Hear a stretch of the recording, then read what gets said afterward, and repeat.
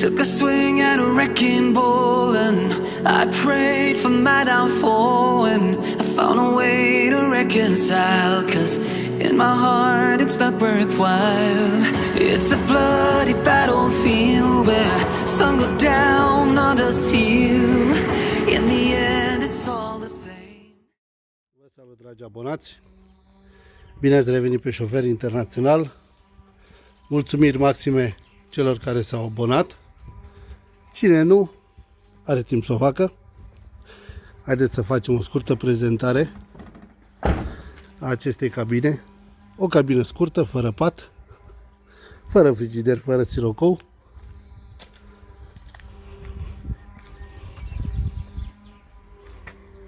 Haideți să intrăm înăuntru, să vedem ce butoane are, ce și cum.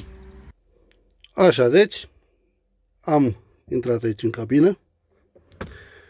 Aceasta este. Așa. Aceasta este bordul. Aici în stânga avem indicatorul de motorină, kilometrajul, în dreapta turometru și indicatorul pentru AdBlue. Un mic display în față acolo.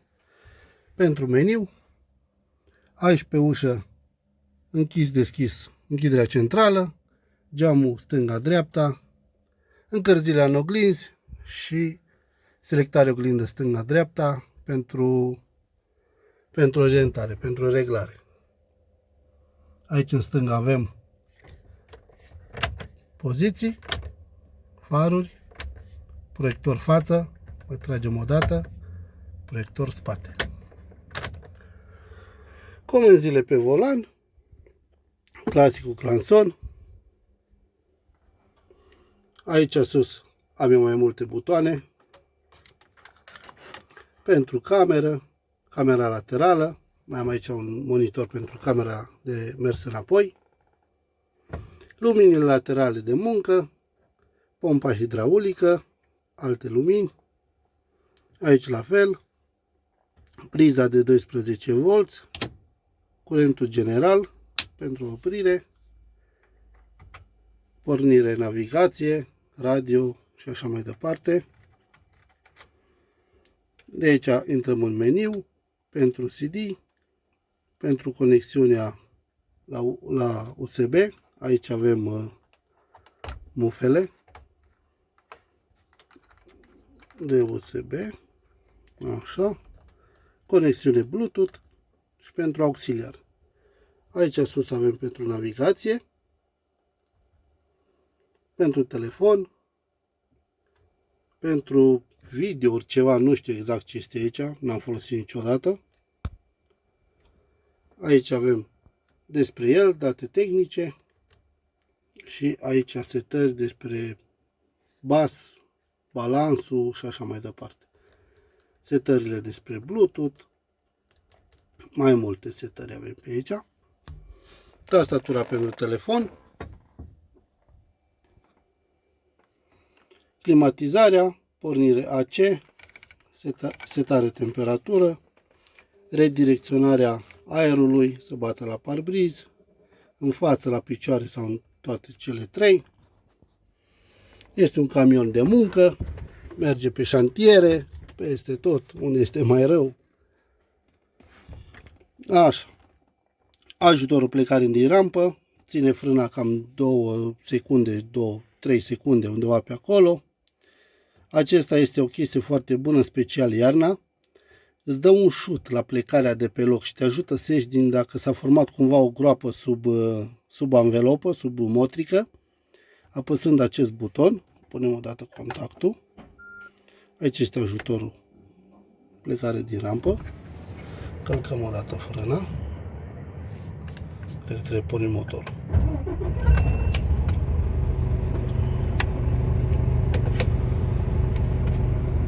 Așa. Acest buton este activat și aici este butonul. Eliberăm frâna și acum gata. S-a eliberat. Așa. Deci AC-ul pentru temperatură, aer am spus, acest buton, șutul acela, să zic, cum ține, nu știu cum să explic, da? E o chestie foarte bună, în special iarna, te ajută să ieși, fiind manual, automat camionul, nu este manual, nu poți să joci din ambreiaj ca să dai acel șoc. ESP-ul, anulare, cuplarea sateliților pentru a trage amândouă roți la motrică, liftantă ridicat încă o dată pentru coborât, apăsat acest buton, nu știu ce este, mi-apare și aici în bord când îl aprind, dar n-am simțit niciodată să fac nimic, dacă voi știți, scrieți acolo în comentarii. Regenerarea manuală, aici când se regenerează să-l oprești, să lași să-și facă singur regenerare și dacă ținem apăsat sus aproximativ 3 secunde, va începe singur să plece regenerarea. Gata, a plecat. Observăm aici indicatorul pentru regenerare. Momentan până se aprinde focul și toate cele în tobă, în eșapament, după care aici ne va spune cât durează până la finalul regenerării. Îl anulăm, nu-i facem regenerare acum, că își face el singur în mers. Frâna de mână, niște locașuri pentru cafea, pentru unele dispozitive, pixuri și așa mai departe, scaunul din dreapta, spațiu puțin, nu există pat în acest camion, nu există sirocou sau frigider, aici avem o imprimantă, aici niște spațiu de depozitare, aici sus iarăși avem două spații de depozitare, sus aici avem tulcoletul pentru plata autostrăzii, avem luminile ambientale, ăștia, să anulăm luminile când deschidem ușa, luminile normale de cabină și luminile de citit. Așa, aici avem tahograful pentru cardul 1, cardul 2, hârtia aici. Aceasta este hârtia, se schimbă foarte ușor, indicat este să aveți hârtii de rezervă, pentru că trebuie, la un eventual control, aceasta iar trebuie să fie hârtii. Avem un spațiu de depozitare și aici, un fel de ladă frigorifică, unde avem mai multe chestii, o lanternă,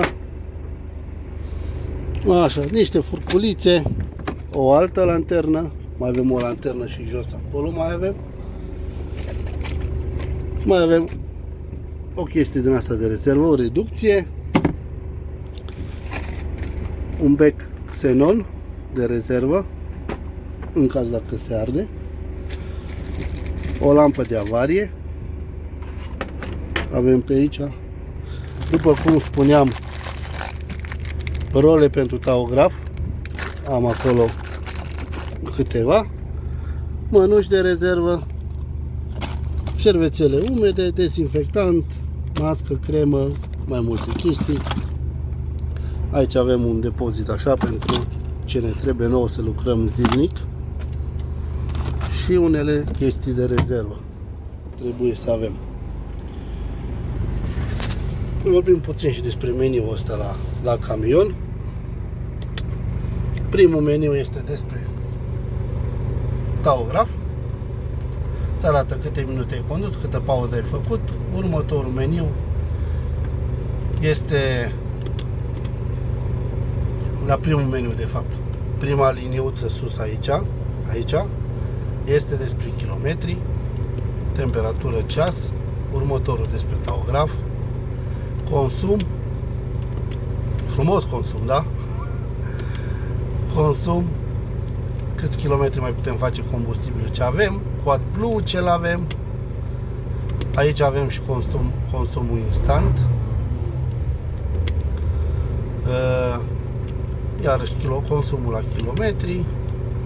Al doilea meniu de sus avem kilometrajul, avem flipboard-ul despre cum conduci camionul, câte frâne pui, cum accelerezi, retarderul și așa mai departe, despre navigație, asistența o avem, distanță, cu radar, cu tot. Așa, aici avem despre telefon, despre alarmă, Bluetooth, momentan nu este nimic conectat aici. Aici avem aici ne spune dacă este pompa asta, cum îi spune, pompa hidraulică cuplată. Imediat este scos din viteză, s-a cuplat pompa, ne arată acel indicator. Acum am oprit-o și jos acolo ne arată când cuplăm sateliți. Bun. Mai jos avem informații despre presiunea în roți. Acest camion nu are senzori în roți pentru a spune presiunea. Despre remorcă, nu avem remorcă cu noi momentan. Merge să o luăm mai târziu să o băgăm la spălătorie. Acolo băgăm la spălat. Despre tot felul despre setări, când trebuie schimbate frânele la axa 2, plăcuțele la axa 1, la axa 3. Avem tot felul de diesel, particule, toate serviciile ce trebuie făcute, ce, când și cum. Aici avem erorile, 0 erori, diagnoza, presiunea la axe, presiunea la aer, temperatura apei, aici nivelul la ulei la motor, câte ore are de funcționare motorul. Uleiul, acest motor nu are jorsă de ulei. Uleiul nu-l putem verifica doar atunci când motorul este oprit și trebuie să stea ceva vreme. Punem contactul și trebuie să stăm ceva vreme până să ne spună dacă nivelul este ok sau nu. Vedem mai târziu. Aici avem meniu, tot felul de chestii pentru iluminare, câte secunde să stea luminile aprinse, limba de afișare aici al meniului și multe alte chestii. Acesta este meniul, este unul foarte simplu, nu este ceva complicat. Acesta nu are limba română. Aici este meniu, nu are limba română, germană, engleză, spaniolă, franceză și italiană. Atât. Bun. Altceva, cam atât. Cam atât este despre interiorul la cabină. O cabină foarte simplă, fără frigider, după cum spuneam, pat și așa mai departe. Simplu. Aici este o priză de 12 volți. Aici de 24 și mai avem două aici după la picioarele pasagerului din dreapta. Haideți vă arăt puțin camera de mers înapoi. Indicat nu este să frecăm cutia pe uscat. De aici băgăm în viteză pentru a merge înainte, neutral, mașalier. Aici este camera de mers înapoi, se vede cupla, se vede scara, se vede tot. Punem pe neutral. Dacă apăsăm o dată aici, trecem pe modul economy. Se vede jos A, economy, automat și modul economie. Pe pilot acum nu merge mai tare de 85 pe oră. Mai apăsăm o dată, trecem pe modul automat. Merge la 90 pe pilot, iar dacă ținem apăsat aproximativ 2 secunde, se trece în modul manual. Acum noi schimbăm vitezele printr-o simplă ridicare în sus sau în jos. După cum vedem, băgăm în viteză, este cu a doua, dăm o dată în jos, se face a întâia. Dăm în sus a doua, a treia, a patra și tot așa. Scoatem din viteză, trecem pe modul automat, am apăsat o dată. Tot aici avem cele 3 trepte de retarder. Avem 1, 2, 3. Nu prea își face retarderul chiar așa de bine treaba, deci chiar deloc aproape, doar când este camionul gol, atunci da. Avem șprițitoarea de parbriz, treptele pentru ștergătoarele de parbriz, semnalizare dreapta, semnalizare stânga.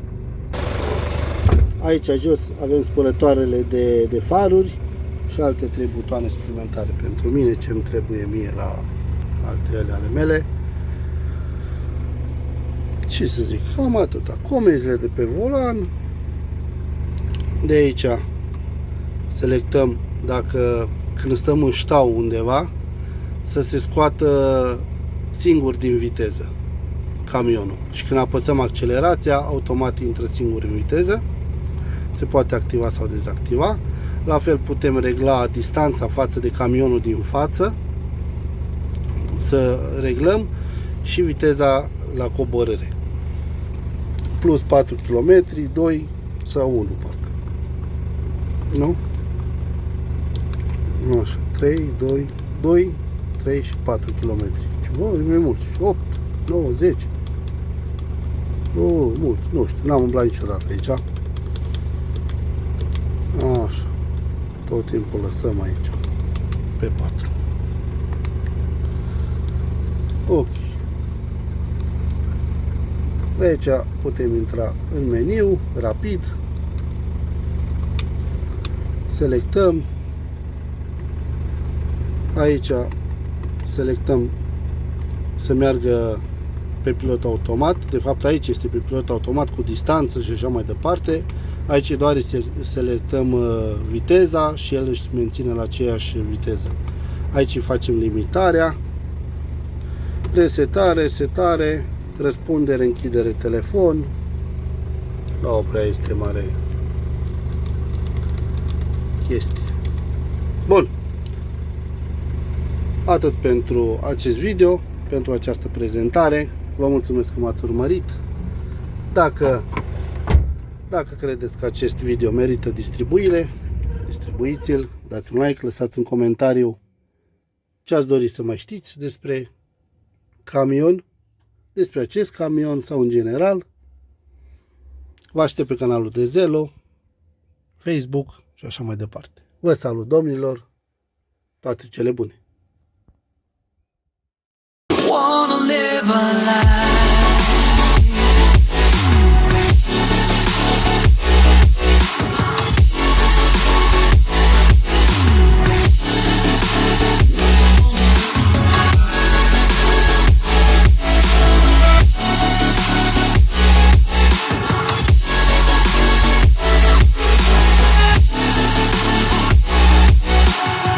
Life kept spitting at my feet and forced me down a dead-end street when all I had went up in flames, burning only dark remains. I cover up every part of my skin, oh, 'cause I don't like the person within, oh. I know I'm the one to blame. All I can do is take the shame, oh. Do we say goodbye? Refuse to question why. I'm too sad to say I'm sorry, so lie and pretend that you're okay. Swear that you will stay. Keep trying for one day.